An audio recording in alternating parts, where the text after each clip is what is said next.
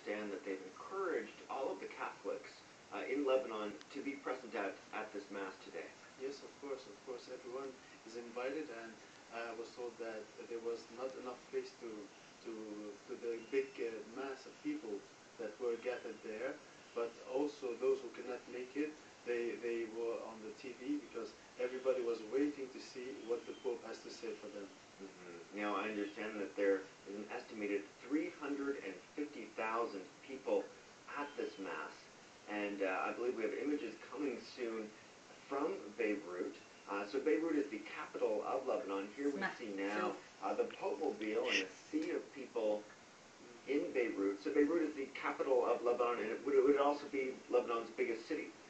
Yes, it's one of the biggest cities. It's in the middle of Lebanon, on the shore, on the Middle East coast. It's one of the biggest cities, but also on the economical level, on the political level. It's the beating heart of Lebanon. Everyone goes there to have the latest news. The president of the parliament is residing there. We have the parliament. We have all the official offices, and of course, it's one of the main cities that attract many people for work, for tourism, for education. We see Holy Father's once again taking the long route, just as he did at the vigil yesterday.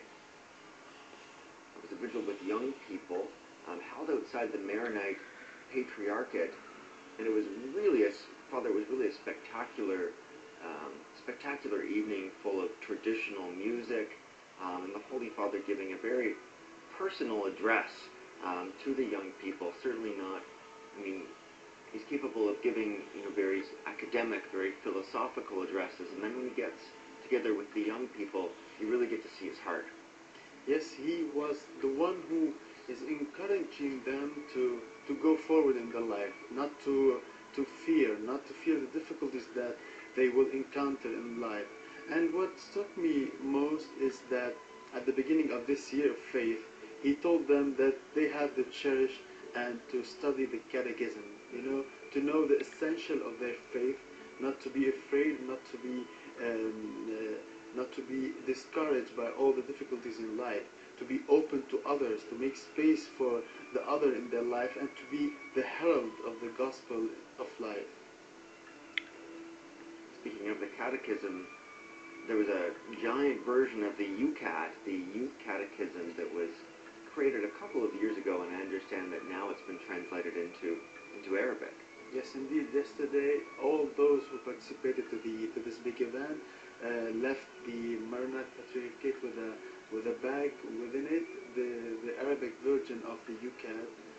So they are all now excited to read this and to understand more their faith. Mm-hmm. And were you using that as well in your parish here? Well, my parishioners are more of English speakers, so okay. I'm using the English. You're already using it. Yeah. Fantastic. Now this is a big crowd. This is a big crowd. I was in the last visit of the Pope, John Paul II, down there. I was with the choir singing for the Mass, and I can see that maybe this crowd is bigger.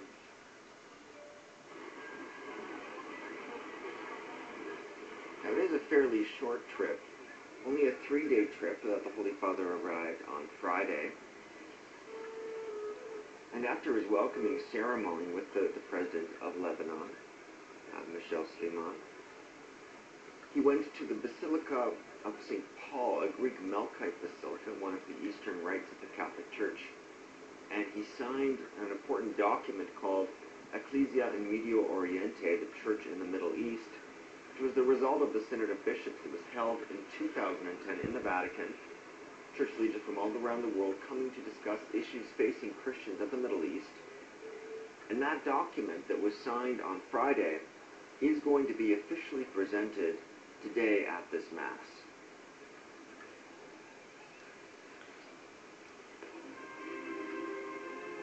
Now, it's a much anticipated document because of all the issues that have happened in the last few years. Father Youssef, when we interviewed the Patriarch Bashar Rai when he came to Canada earlier this year, he thought that the Synod of Bishops on the Middle East was really very providential. It happened just before the Arab Spring, and now this document is coming out as we've begun to be able to see what the Arab Spring has meant for the Christian community, and it hasn't always had, depending on the country, it hasn't always been good for the Christian community.